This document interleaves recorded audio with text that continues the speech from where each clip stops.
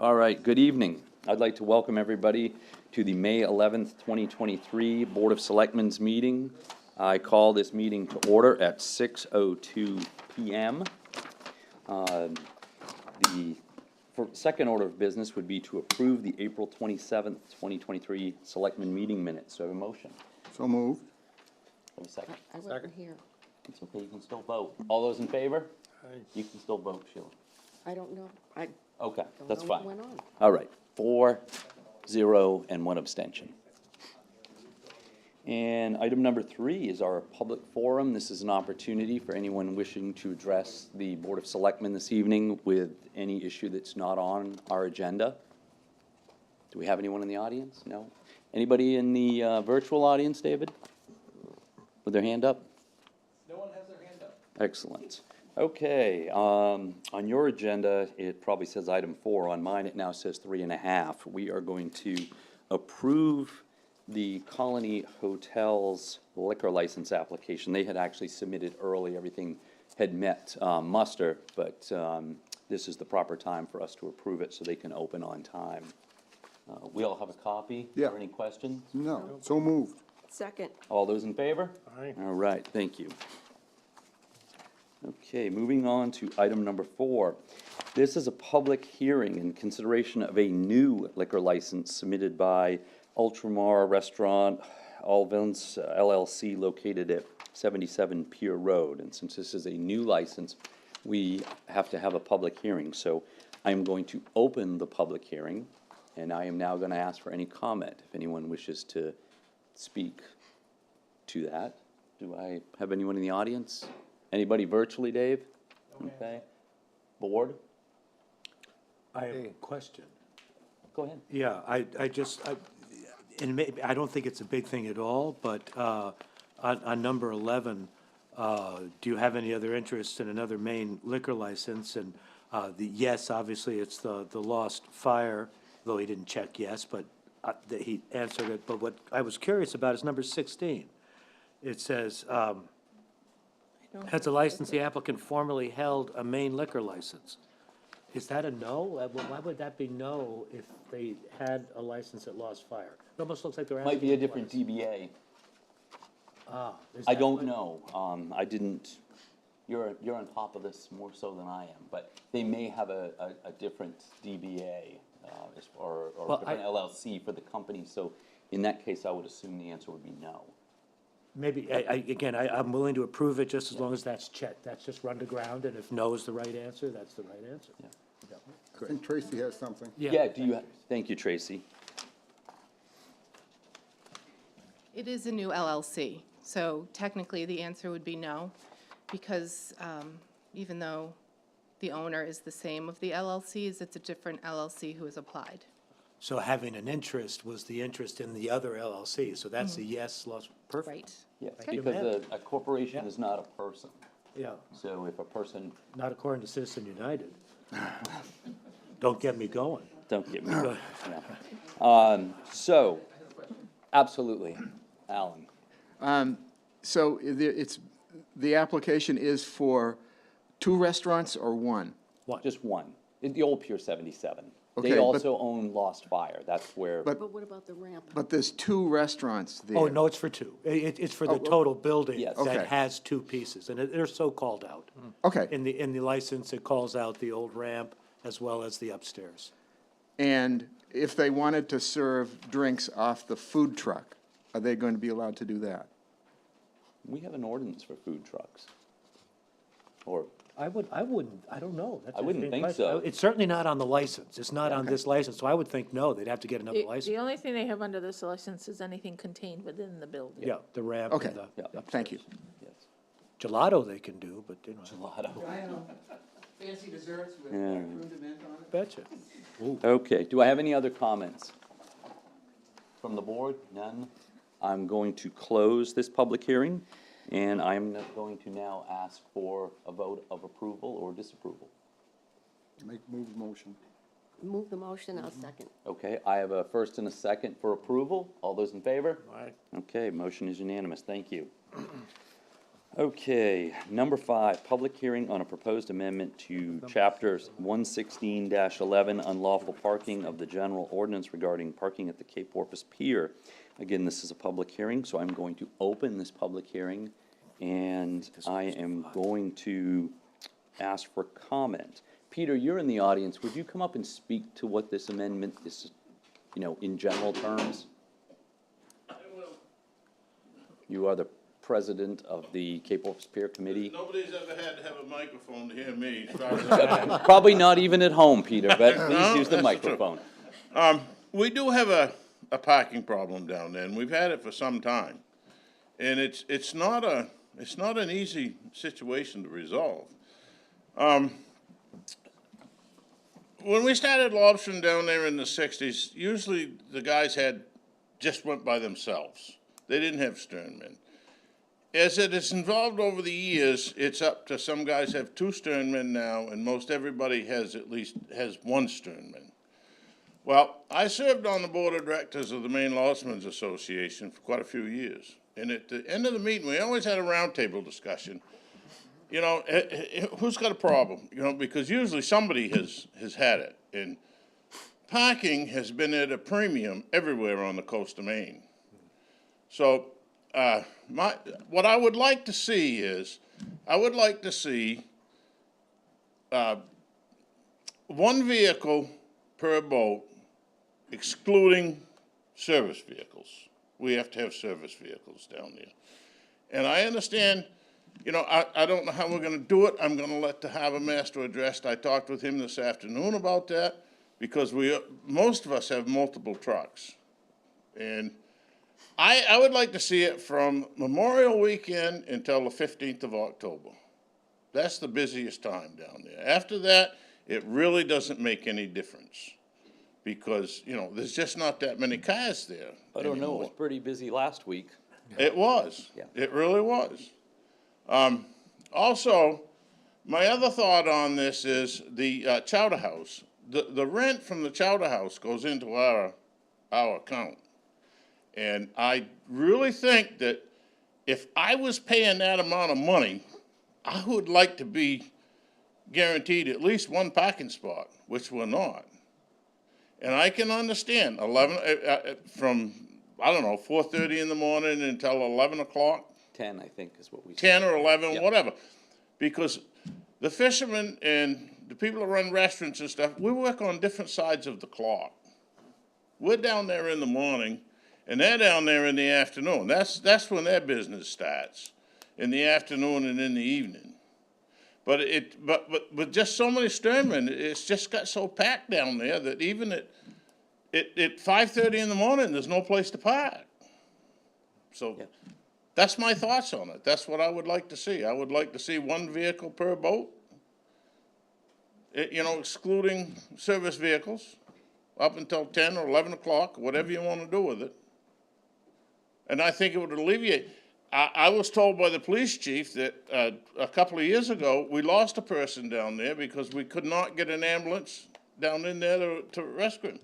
If you got to be able to get emergency vehicles down in there. If you have a boat fire, I don't know, a boat fire can be a real dangerous thing. It can set a lot to wharf on and a lot of other stuff. So those are my thoughts on it. Thank you, Peter. Anybody got any questions you want to ask me? What would happen to the sternman? Well, you'd have to figure it out. I mean, I have a sternman. He parks at my house, and he goes with me. Okay, Most of the captains go right by the sternman's house. I mean, Vice park it- versa. huh? Or vice versa, usually. That's right. Yeah. Park at your captain's house or whatever and come down. Yeah. One of the issues, that Peter mentioned is a lot of the older guys get there, we can't all show up at the pier at the same time because we never get our bait on, get our traps, get loaded and be ready to get out there. So, we all have our usual times of the morning. We got guys that come at 4:30. Peter and I usually get there around 6 in the morning. We're kind of on second shift, if you will. So by the time that Peter gets there, I don't park at the pier, I have my own private dock. But there's no parking left for those guys like my dad, et cetera, that get there later. And they're paying $1,000 a year to use the pier or more. So I talked to many of the captains this week. I didn't talk to everybody, but everybody that I saw, I spoke to. And many of them hummed and hawed about it, but at the end of the day, to a man, they all agreed, or to a woman, we have some women down there, they agreed that if you're paying to use the pier, you should be guaranteed a parking spot.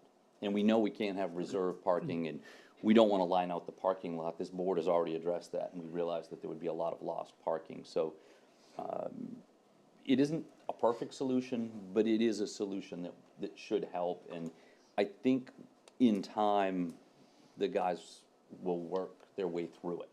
Couldn't we limit the public from parking there? We could put signs up. Well, that would limit the public. Yeah.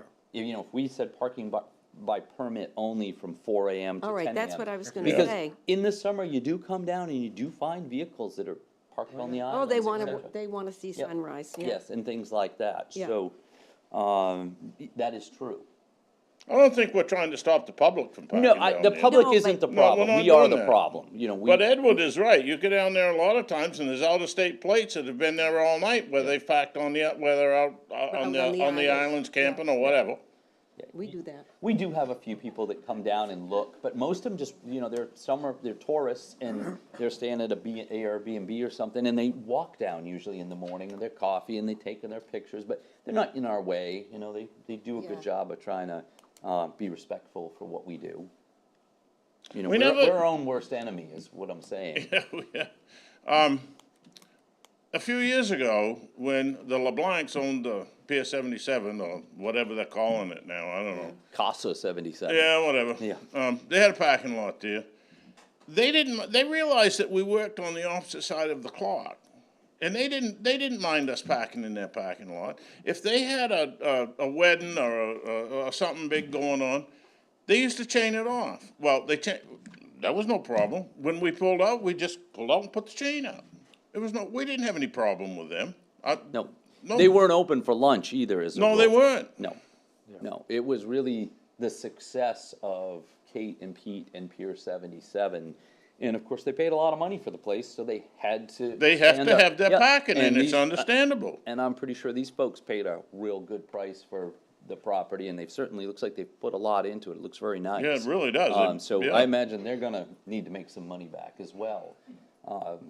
Because they've certainly expanded that parking lot, and if they would let us use some of it, that would be wonderful, but I don't think that's gonna happen. No, I don't either. So No. that's why I think we've got to go to something like that, one vehicle per boat up until 10 or 11 o'clock or whatever.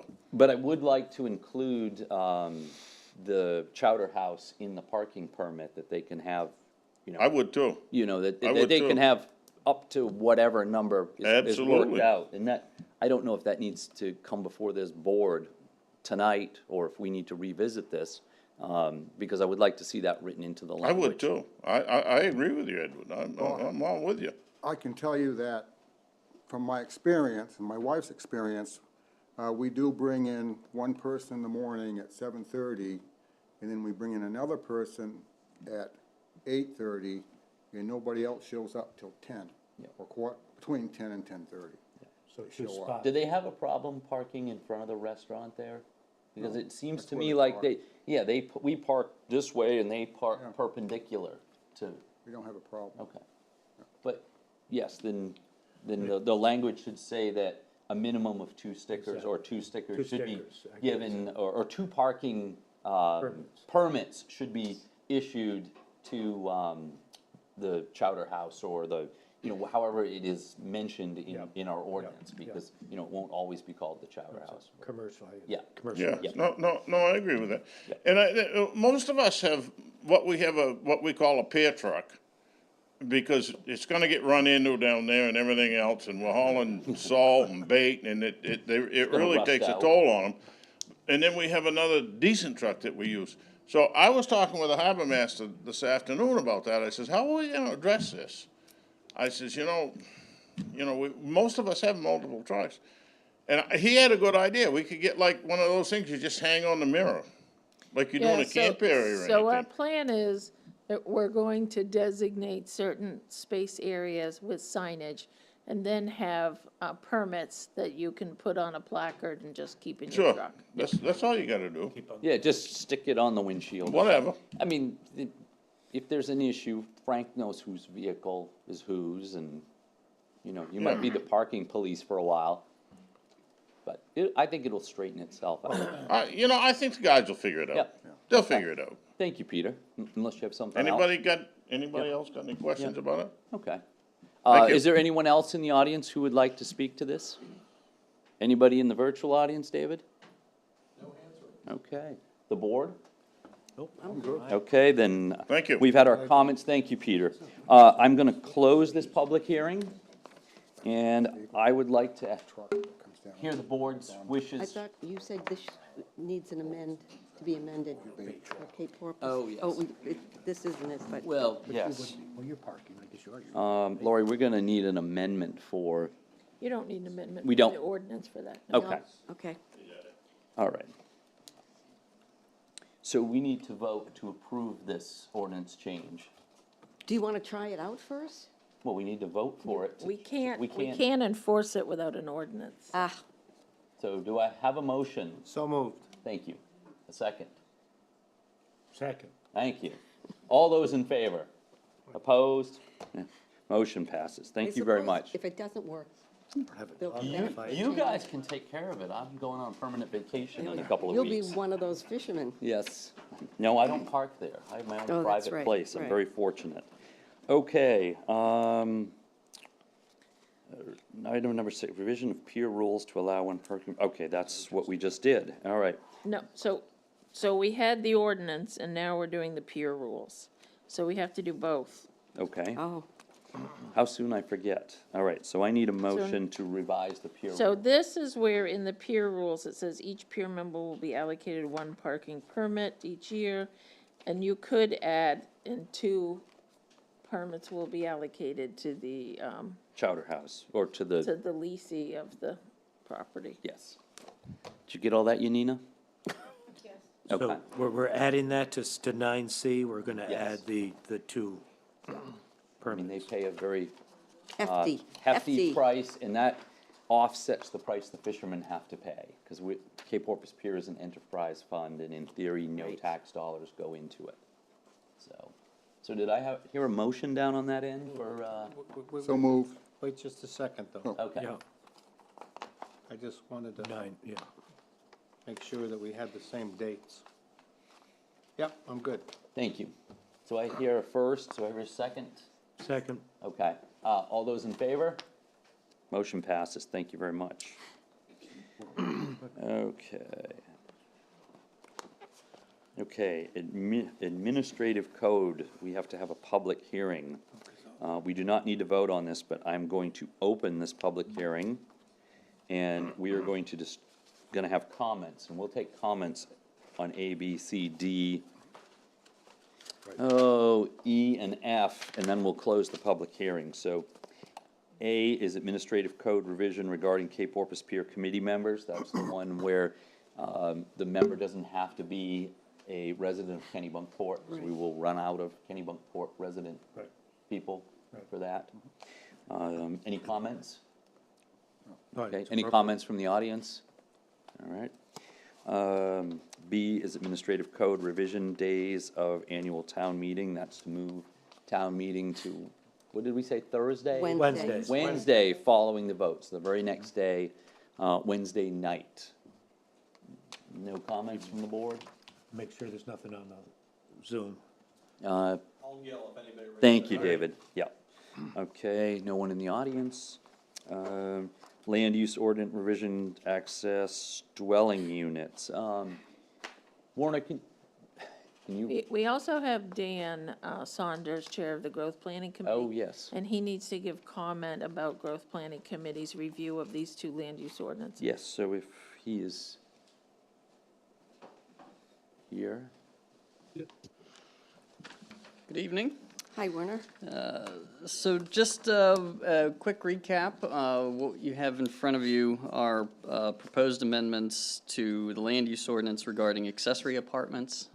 This is largely due in part to a review of our ordinance and bringing it into compliance with the state statute, often known as LD 2003, which mandated certain things for communities to have in regards to housing, and one of those pieces was accessory apartments, which we already permit here in town, but the amendments that we have here are largely in part to, bring us into compliance with that law. Okay. Yeah, this is Dan Saunders with the chairperson of the Growth Planning Committee. So we reviewed this ordinance and had a fairly good discussion on it, but do agree that it's consistent with the comprehensive plan. Thank you, Dan. Okay, and now land use ordinance regarding private road construction.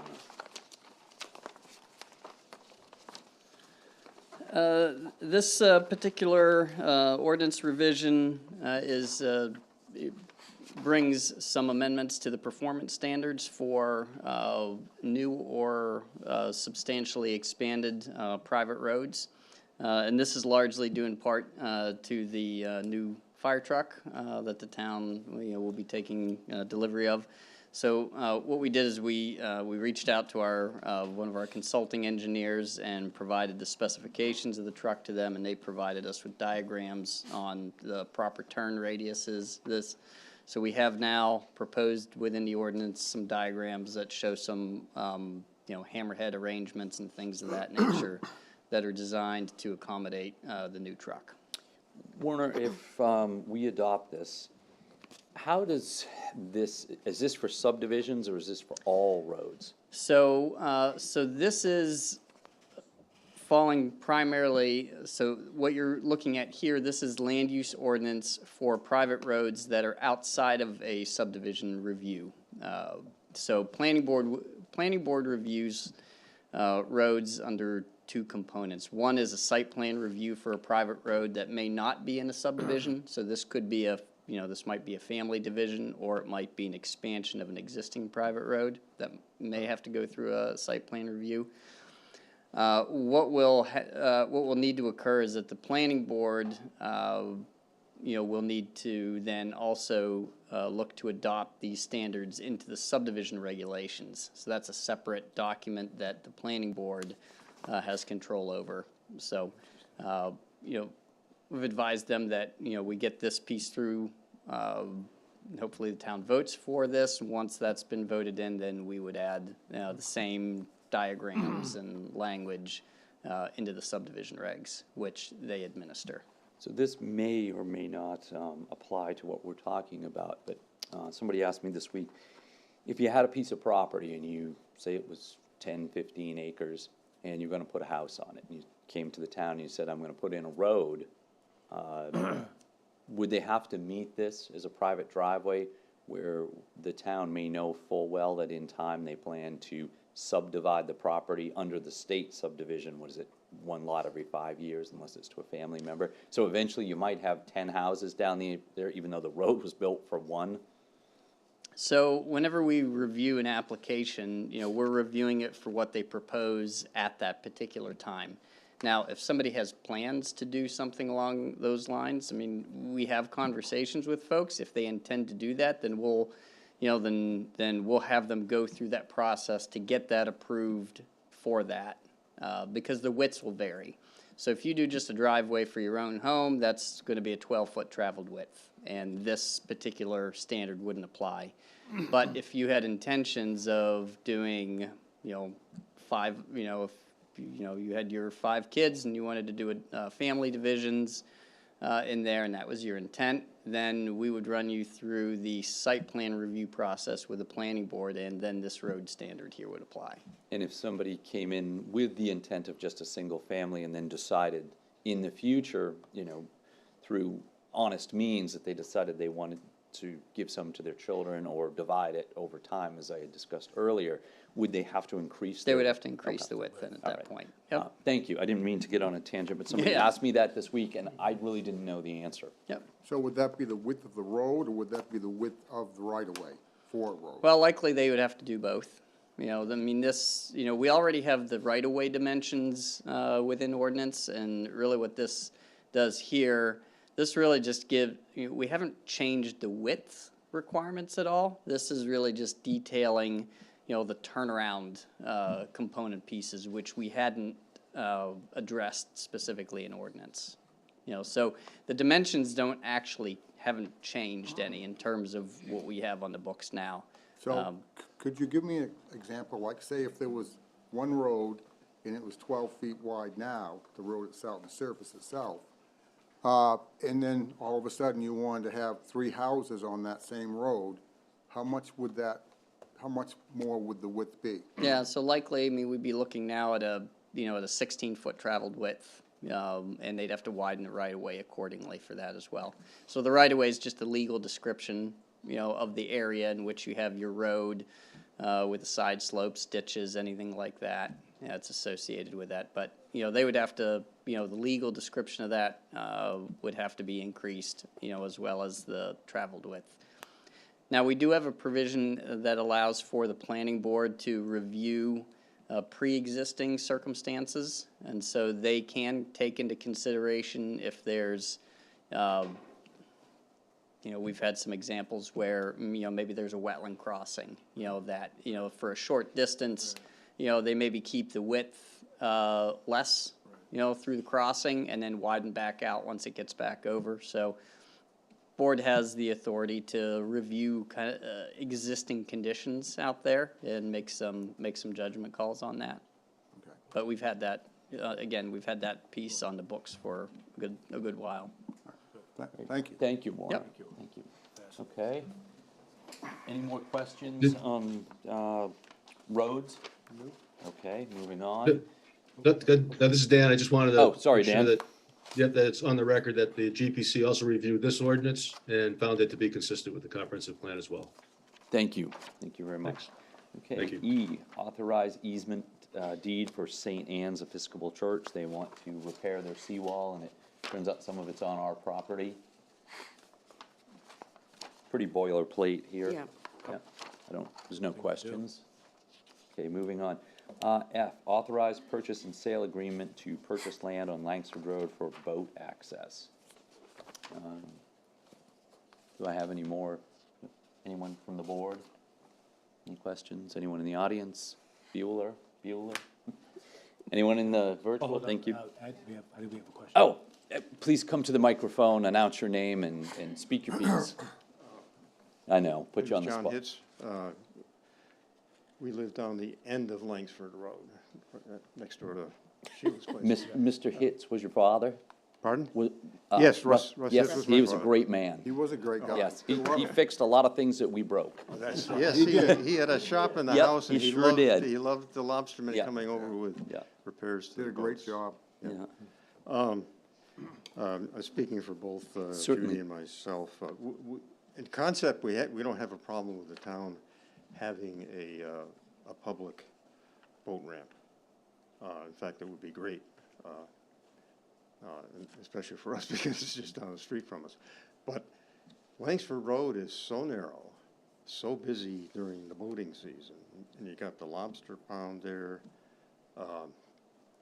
If there's some, I guess what I'm saying is there should be, in addition to just buying the property, there should be a plan in place to manage the properties, to control the amount of traffic flow that's gonna happen. If you just have 2 people at the same time trying to launch a boat, it becomes a nightmare with all the other cars that are parked along the side of the road. And trying to back a trailer down that narrow ramp it's difficult. It is, absolutely, And if there's no management plan, if you got half a dozen people that are trying to launch a boat at the same time, it's gonna be. I don't know how they're gonna do don't it. think it's gonna be open willy-nilly like that.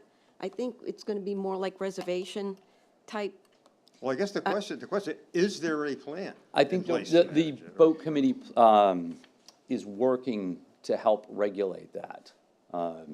Again, Do you want to let John just? yes, do it? John, would you like to speak to that? There is a plan under development.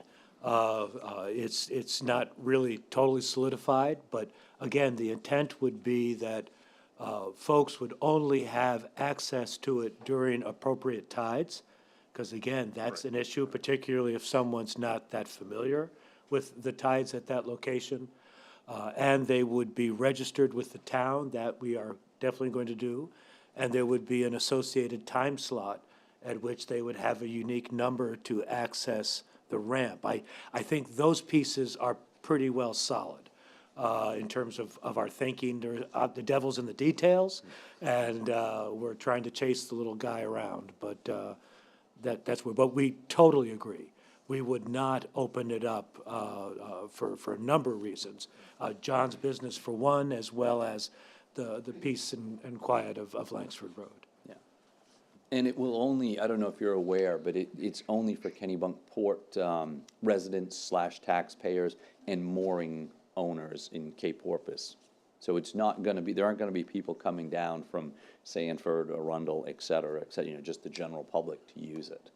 And that "and" is inclusive, it's not exclusive. So the idea is that it's Kennebunkport residents, taxpayers, but it also needs to include folks that may not be Kennebunkport residents, but are Cape Porpoise mooring holders. So that's why that's there. It's an inclusive, it's a superset. Of course, We the are question very then would be, how would that be enforced? I mean, would somebody be there to? Well, we know, but again, they're registered. To use it, you need to be registered with the town, and we'll know who the mooring holders are.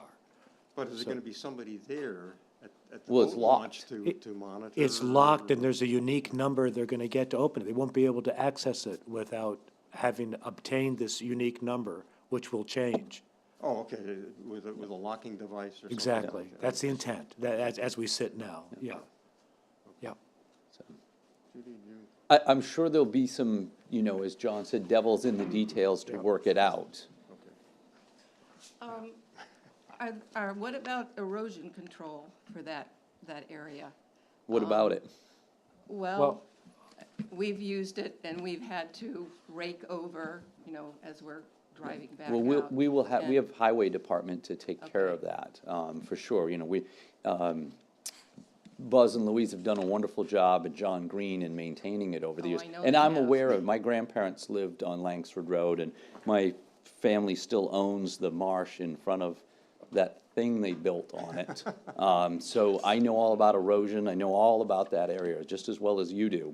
And, so we have taken these, I mean, I appreciate the fact that you bring these up, but we have taken these things into, account. Was there a plan to asphalt the ramp or anything like No, that? no, we'd need permit upon permit upon permit, and it's not necessary.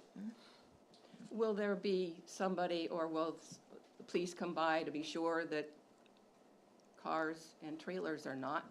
I know quoted, and I think it was the Post, narrow Langsford Road. And if you get cars parked on one side and cars trying to get by. Well, there won't be it's any just trailer difficult. parking, for sure. Right, And it's I not, understand that. and living down there, you understand the tide cycle. It's not as if you're gonna go launch your boat today, go out for 3, 4, 5 hours and come back, because the tide won't serve you to do that. So that's why it's open, this is predominantly for people who have a mooring or a dock, or, your family's owned that property for a long time, because they were there when my grandparent, your dad, when, in the 90s, and I know he was there a lot longer than that. So you've seen how it's changed, and you see how access to the ocean has changed, and this is a very unique and perhaps the last opportunity for the residents of Kennebunkport to purchase what I would consider an affordable piece of property to continue. I mean, we are as much as I dislike saying this, we are a wealthy coastal community, and it's an embarrassment that we don't have public access to the ocean.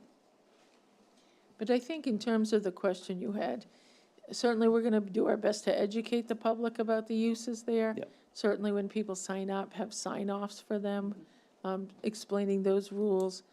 Do I think that there will be hiccups? There always is. And so certainly we'll have police patrolling as well, but we'll count on the neighborhood to tell us. That's usually what happens. No, I think it's a great idea. The Moody's have been just extraordinarily Yes. available for anybody who wants to. We offered to let them continue to maintain and operate it. I don't think they want No. to. No. How's that? Well, thank you you very very much much. for your comments. Okay, so, Wait, no. oh, we have one more. Hi, Dan.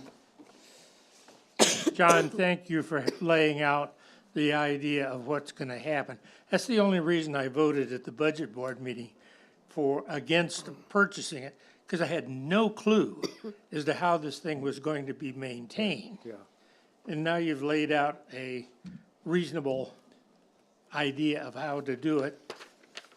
Go for it. Thank you, sir. Thank you, Dan. Okay. Well, Oh, thank you. yeah.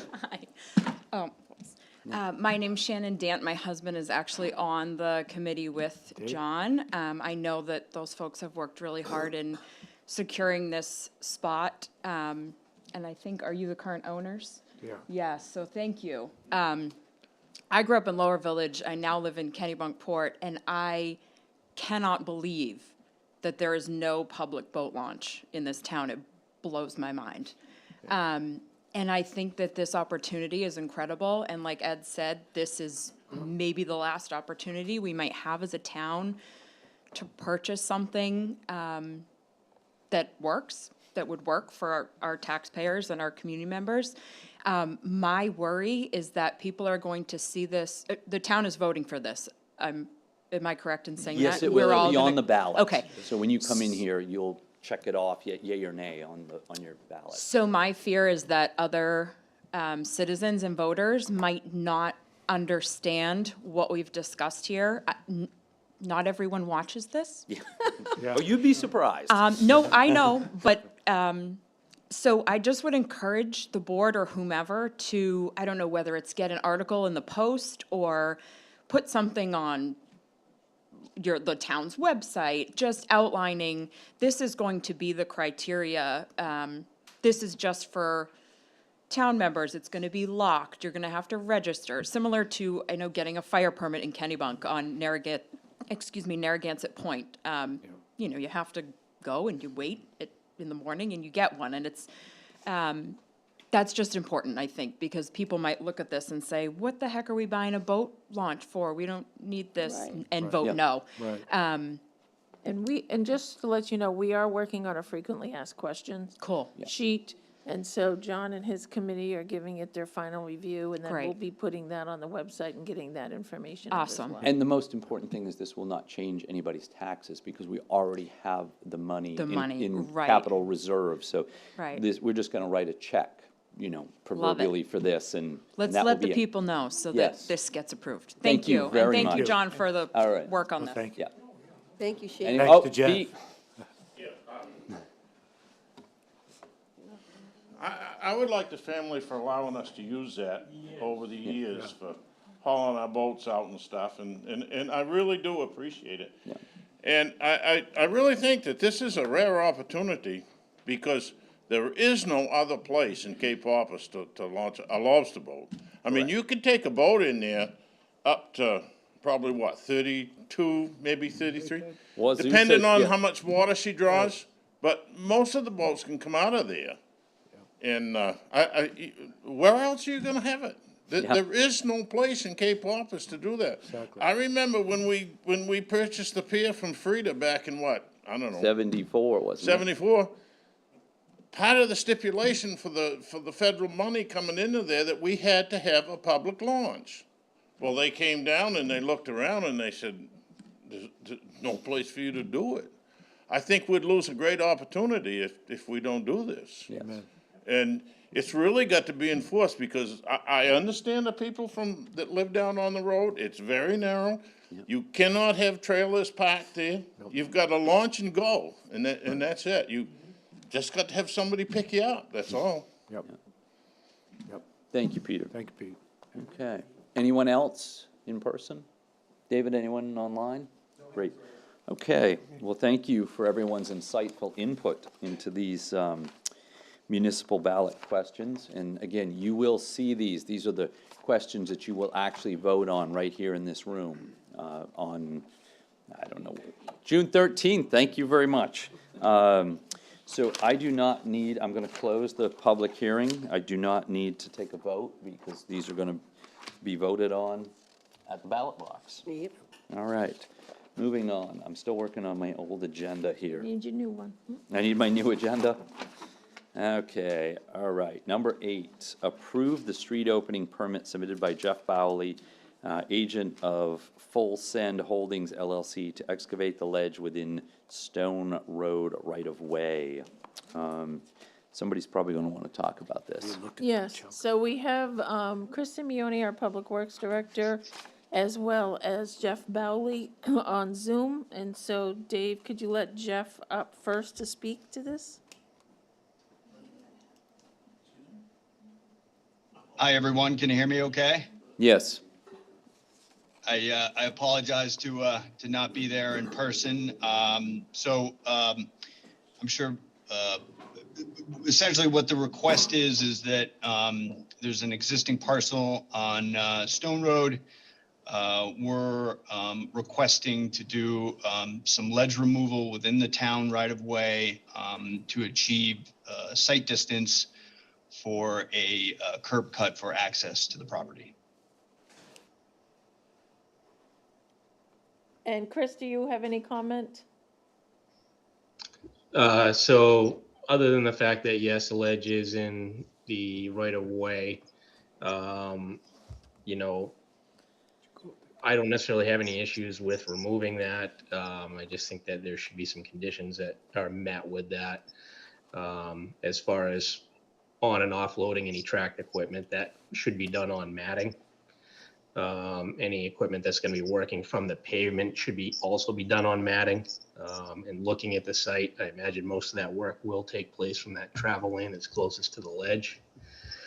And other than that, I think Valley Builders will need to submit a traffic direction and control plan that's going to be acceptable to Public Works Department, the Fire Department, and the Police Department. Chris, how So- long is it gonna take to do that?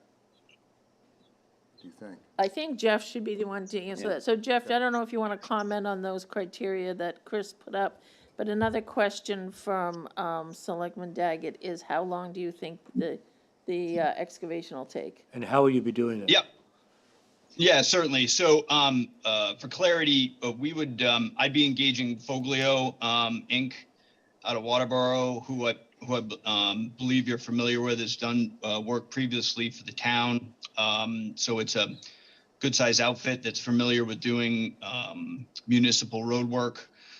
They would certainly accommodate any needs that Chris has as far as traffic control, which is certainly part of what they do on a day-to-day basis.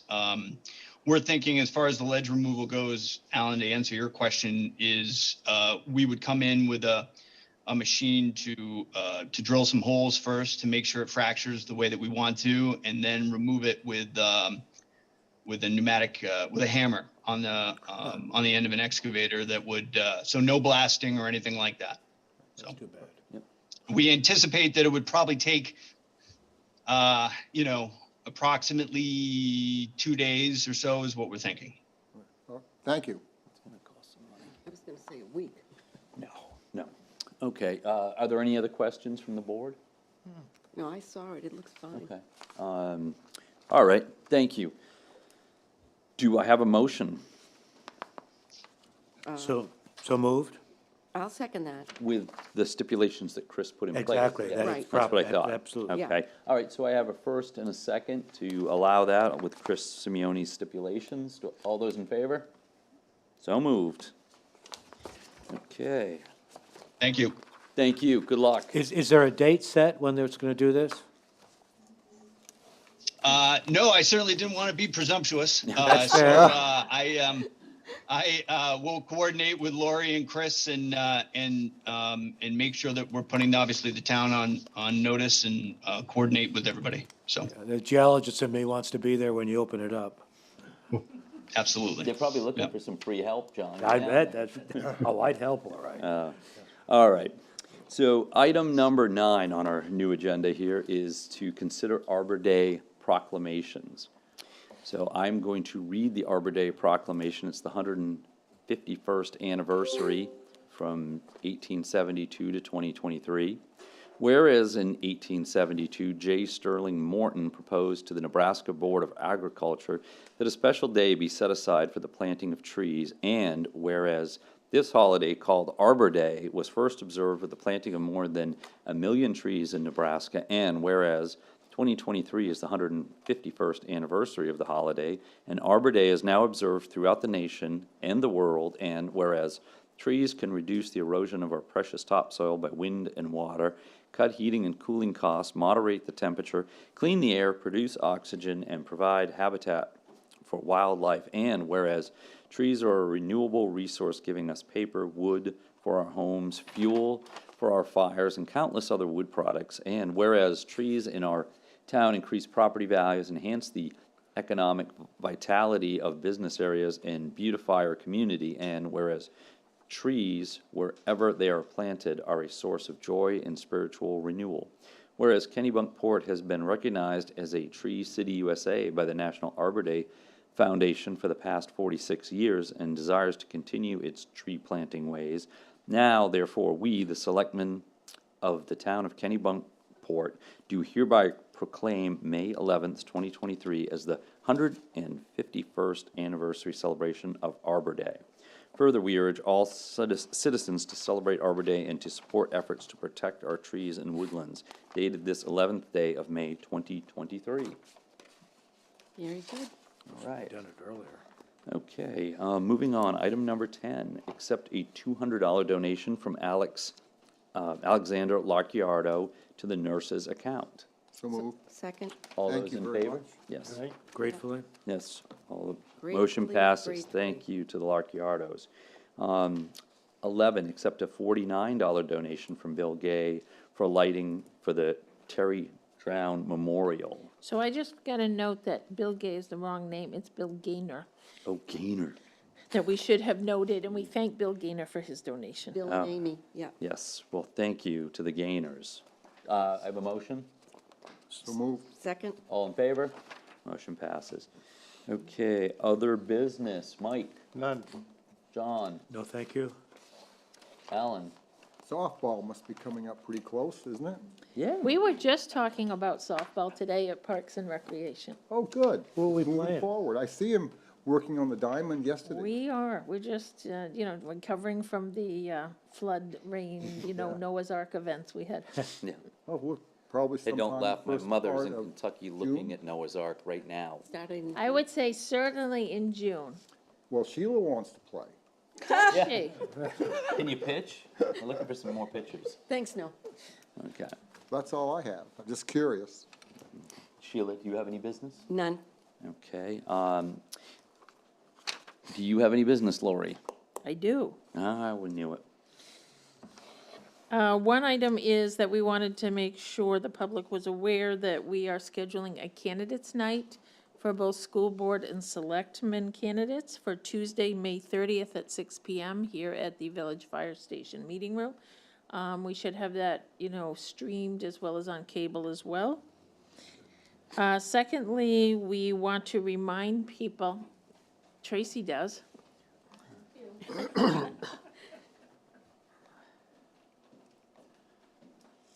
So I just wanted to remind everyone that Tuesday night, May 16th, is the RSU district budget meeting, and it will be at 7 o'clock at KES.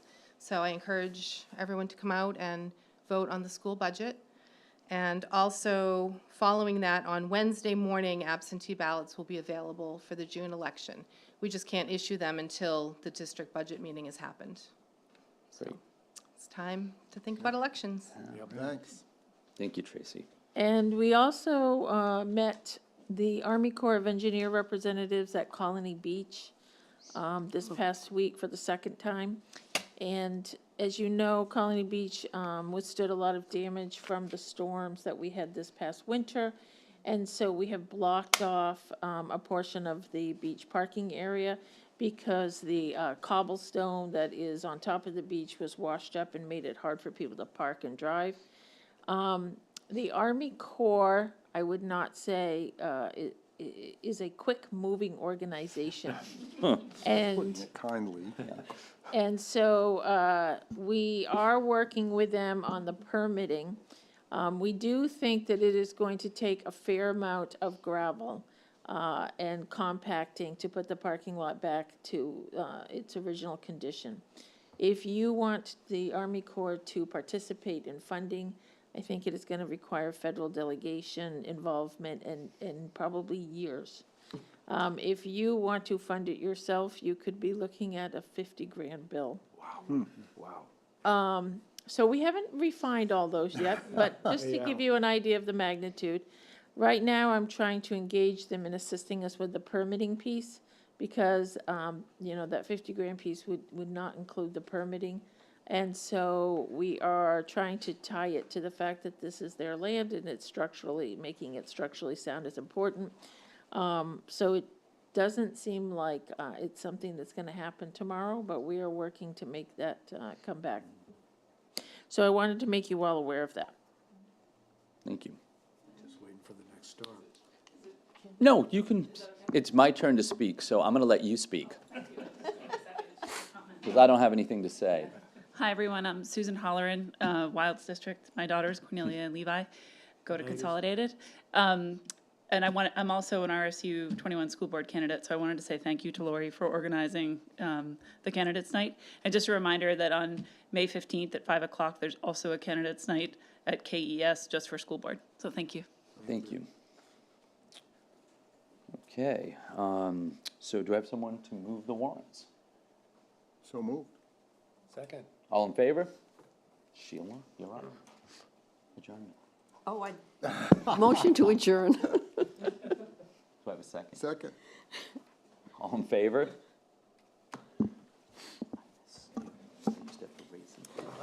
I know. Thank you for everyone for coming out. Nice turnout tonight. Record time. Thanks for stepping up. Yes. Good luck. Well. Never know.